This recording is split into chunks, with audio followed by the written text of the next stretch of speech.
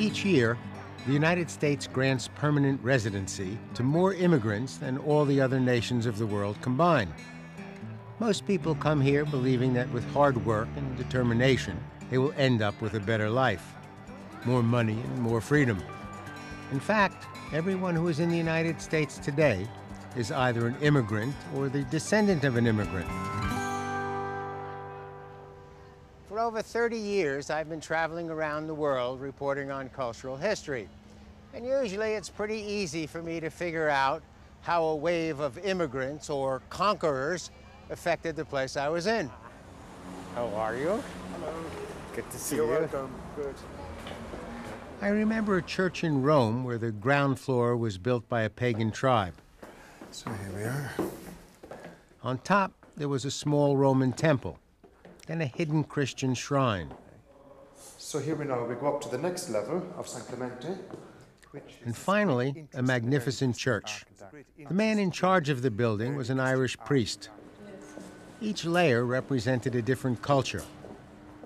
Understanding the culture of each layer below gives you an understanding of what's on top. The layers in the church are the same layers that produce today's Rome. Because of my work, I have spent most of my life as a stranger in a strange land, trying to understand what was going on. A few years ago, I decided I needed to have a look at my own country. I wanted to uncover the true story of immigration to the United States.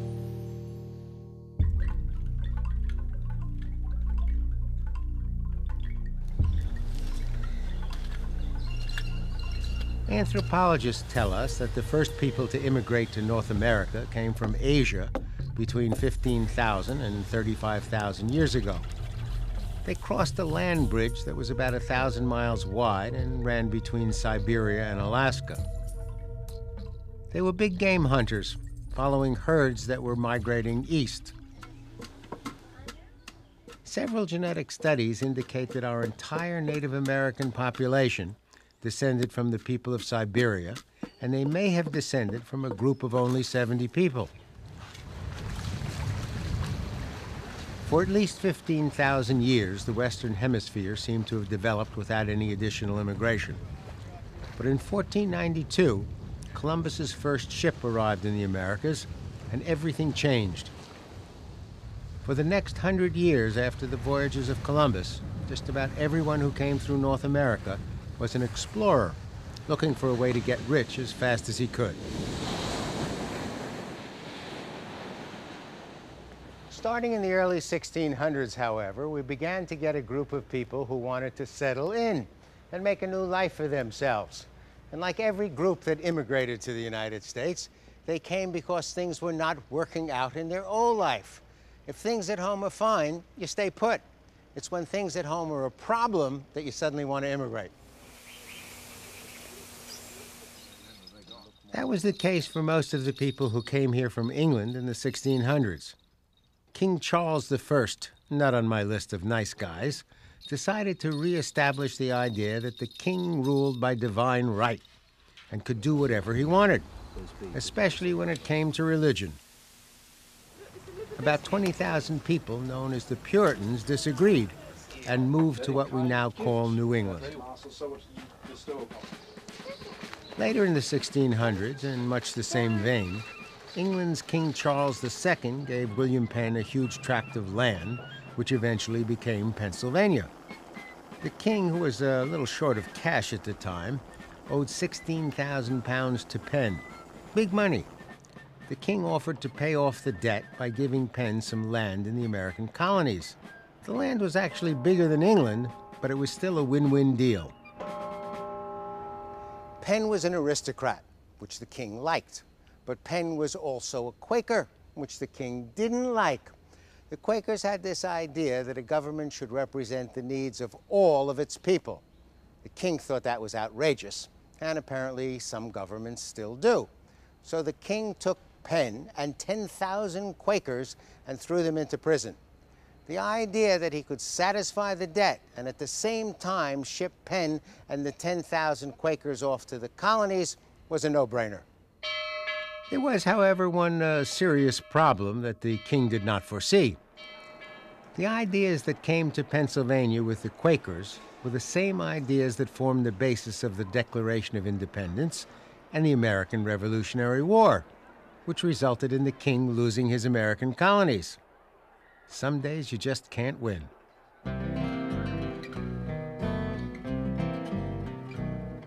The colonies that formed the United States began without the rigid class system that was so much a part of life in Europe, Asia, and Latin America. Immigrants were attracted to the cheap land, religious freedom, and the chance to improve themselves. Oh, good morning, Mrs. Russell. A chance to escape from the persecution and poverty. In the 150 years before the American Revolution, dozens of different religious and cultural groups managed to find a way of living together in relative harmony. It was a major improvement over the bloody Reformation and Counter-Reformation wars that were ravaging Europe. But not all the immigration was voluntary.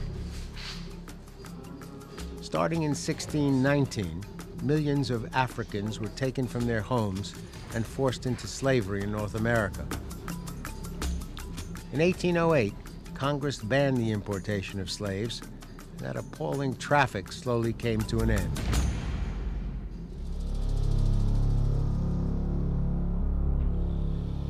During the 1800s, almost all population growth in North America was internal.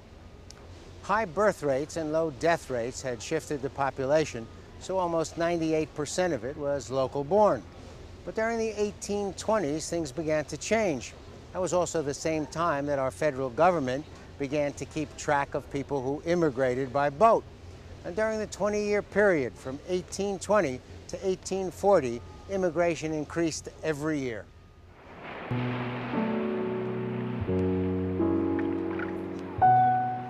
During the 1800s, immigration to the United States increased even further. Europe was in mass confusion. Crop failures, famine, shortages of land and jobs, increased taxation, and disease. Millions of people were heading to America. In 1892, the federal government opened a new immigration center on Ellis Island in New York Harbor. And for the next 50 years, Ellis was the primary immigration center for the United States government. During its peak years, 1900 to 1924, over 12 million people came through Ellis. There were 3 classes of service on the steamships that sailed between Europe and New York. If you could afford to travel in first or second class, life was easy. Officials from the U.S. Immigration Service would clear you while you were still in your cabin, and you were free to begin your new life. Third class was a different story.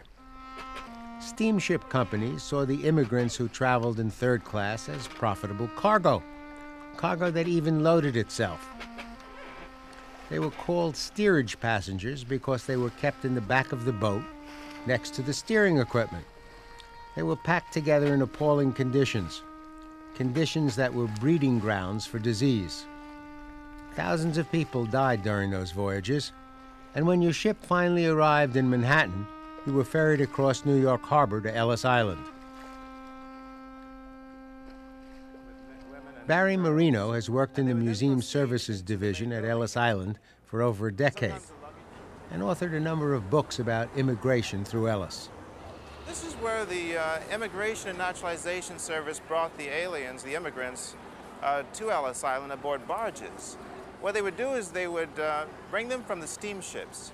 And the barges were coming all day long, and they would dock here. Then the immigrants would come out, and directed by men called groupers, they would form 2 lines. One line for men and boys, and the other line for women and girls. So then they would continue into this main building at Ellis Island. This is the registry room. This was the place in which the fate of the immigrant was decided by an inspector, and the inspector was assisted by an interpreter in case the shipload of immigrants were non-English speakers. And there was always a clerk at the inspector's side. At those desks. That's correct.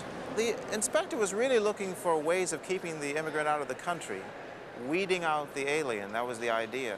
You had to find out whether someone violated the laws in advance of entry. They would find out, does the immigrant have enough money? Is the immigrant a criminal? Does the immigrant suffer from some contagious disease or immoral disease? Or is he handicapped in some way that would prevent him making a living? I understand that some people came here with money. Yes, actually a good many did. Why? Why would they come if they had money? Well, they wanted to invest in this country, to buy land and settle down here, buy shops and go into business. And that was the way to do it. You were frugal, you saved your money, and then you came to America. And if they got through, what happened next? Well, if they actually passed through, then the next question was how soon could they get off of Ellis Island? Because people didn't really like Ellis Island. In spite of the fact that Ellis was processing twice as many people as it was designed to handle, the staff did a remarkable job. The average immigrant was in and out of Ellis within 5 hours.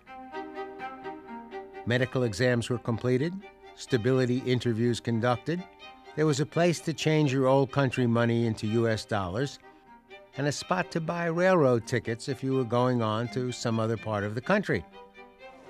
If you were staying in the neighborhood, you went through a door marked "Push to New York." On the other side was a ferry that would take you the last mile of your journey to Manhattan.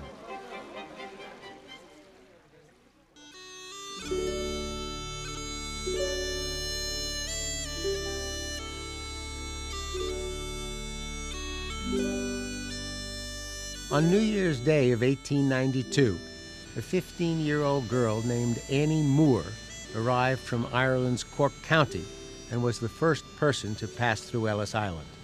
The Irish, of course, have been coming since the colonial period, but their biggest wave was certainly in the 19th century. And their contribution, one of their biggest contributions, was that they arrived in such huge numbers and really shocked America. Forced America to really think about what it meant to be an American. And by being mostly poor from Ireland and Catholic for the most part, they forced America really to rethink what it meant to be American and kind of expanded the definition. America was not particularly pleased with the arrival of the Irish and gradually, over time, it took a couple generations, accepted them as Americans. I mean, you could look at something like the St. Patrick's Day Parade that is held all across the country now. Every year on March 17th, it's a celebration of Irish identity, but it's been copied and replicated by every immigrant group since.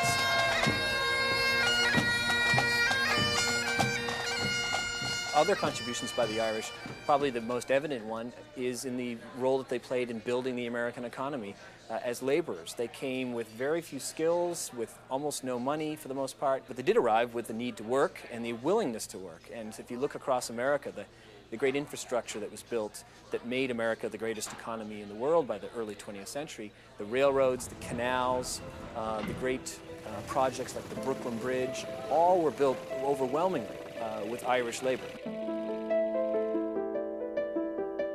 Irish immigration also set a pattern for mutual assistance within a community. Most of the immigrants who came to the United States during the 1800s were single men. But when the Irish potato crop failed in 1845, and hundreds of thousands of Irish men and women fled to America, many came as families. And of the others who did not come as families, there are almost an equal number of men as women, which allowed for the immediate formation of more families. Patrick and Mary McGivney were typical of the Irish families that arrived during the middle 1800s. Patrick landed with very few skills and with almost no money. But like most of his fellow immigrants, he showed up with the need and the willingness to work. The McGivneys settled in Waterbury, Connecticut, and Pat became a molder in a nearby brass mill. The McGivneys were not faced with the prospect of starvation, which had haunted them in Ireland, but they did live in the grip of poverty. Their oldest child, Michael, grew up in a community filled with the sorrow that comes along with scarcity. When Michael was 13 years old, he went to work in a spoon-making factory so he could contribute a few dollars towards the family's survival. At 16, he left the mill and began his studies for the priesthood. On Christmas Day, 1877, Father McGivney began his ministry as curate of St. Mary's Church in New Haven, Connecticut. It was a time when parish clubs were popular. For the most part, they were social organizations that gave the Irish community a chance to hang out. But Father McGivney saw them as an opportunity to build a fund that would provide for the financial needs of families that were overwhelmed by illness or death. Father McGivney began working with a group of Civil War veterans that had come to the United States from Ireland. They wanted to form an organization that would help protect their families during times of stress, and they called their group the Knights of Columbus. They wanted to make the point that they themselves were still struggling for equality in our own country, but they were now in the New World. Today, the Knights of Columbus combine fraternalism with an insurance program that meets Father McGivney's vision of support for families in trouble. There are over 1,700,000 Knights, and during the past 10 years, they have contributed over $1 billion and 400 million hours of volunteer service to charitable causes.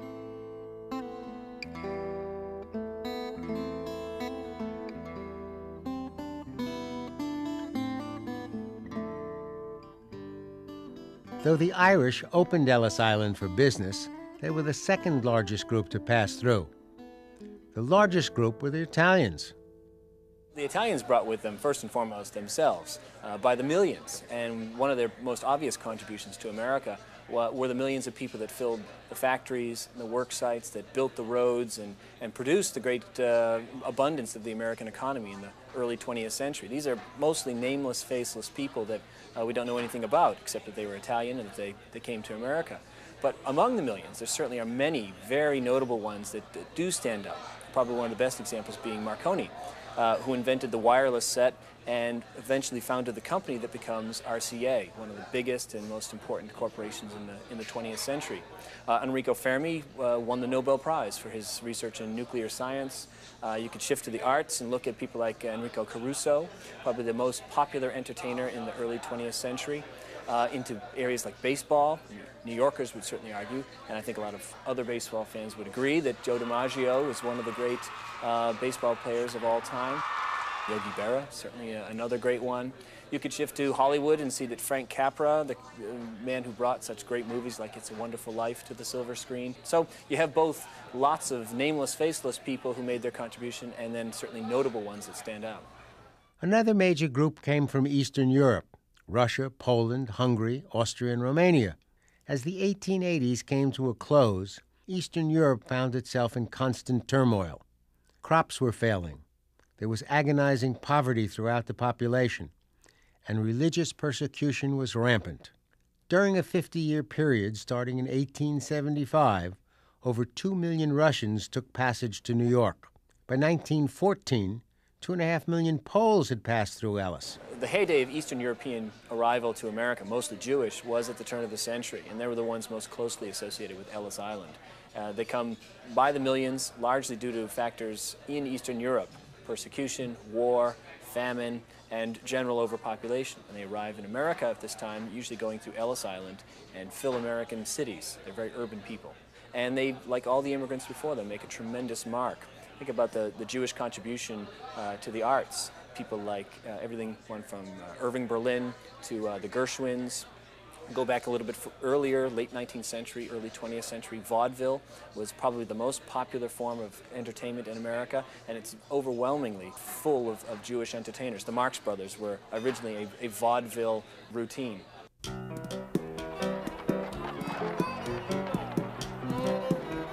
Most immigrants settle near their port of entry, but a large number found their way inland. My mother's mother arrived in New York in 1909 and went straight to Chicago. Some states, especially those with small populations, tried to attract immigrants by offering jobs or free land for farming. There was also a desire to move to communities that had been established by earlier settlers from their homelands. As soon as the immigrants arrived, they started looking for work. There were jobs, but never enough. And employers often took advantage of the immigrants.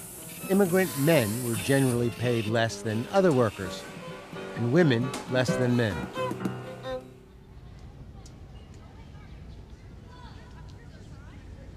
We tend to think that the largest number of immigrants to the United States were either Irish or Italian, but that's not the case. The 1990 census indicated that over 60 million Americans are the descendants of German immigrants, which makes them the largest ethnic population in the country. In 23 states, they actually represent over 20% of the population.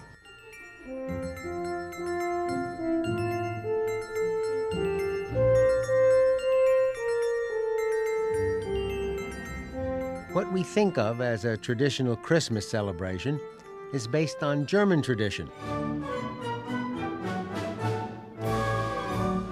Most of our great symphony orchestras and glee clubs are based on German societies. They gave us the kindergarten, the hamburger, the frankfurter, and the delicatessen. In rural areas, they pioneered scientific farming, crop rotation, and soil conservation. They started some of our most important companies in food processing, brewing, steel making, railroading, printing, and publishing. The first permanent German settlement in America was founded in 1683 at Germantown, Pennsylvania, by a group of 13 families who had immigrated from Krefeld. Germantown became the center of German immigration to the American colonies. But many families used Pennsylvania as a staging point to move to other areas. Military units raised from German-American communities played a key role in the Revolution. A little known but fascinating fact: George Washington's personal bodyguards during the war ended up being German-Americans. His first set of bodyguards turned out to be English spies. He felt that he could only trust the German-Americans. No wonder you never see a picture of him smiling. Poor guy was surrounded by assassins. For Travels and Traditions, I'm BURT WOLF. You can watch this program and link to hundreds of other BURT WOLF programs free at burtwolf.com. There's information on how to tour the same places, plus Burt's slightly irreverent take on history and culture. It's all at burtwolf.com. Trying to understand what was going on. A few years ago, I decided I needed to have a look at my own country. I wanted to uncover the true story of immigration to the United States.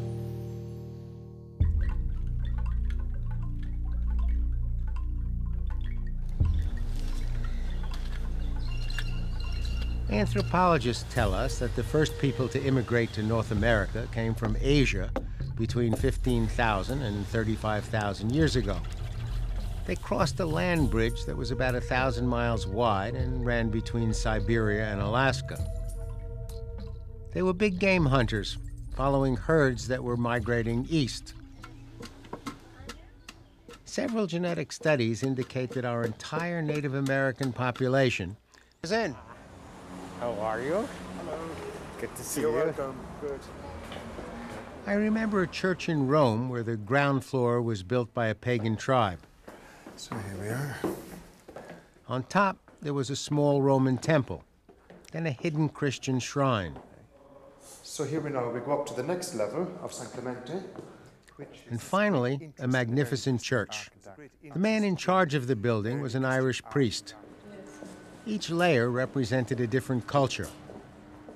Understanding the culture of each layer below gives you an understanding of what's on top. The layers in the church are the same layers that produce today's Rome. Because of my work, I have spent most of my life as a stranger in a strange land.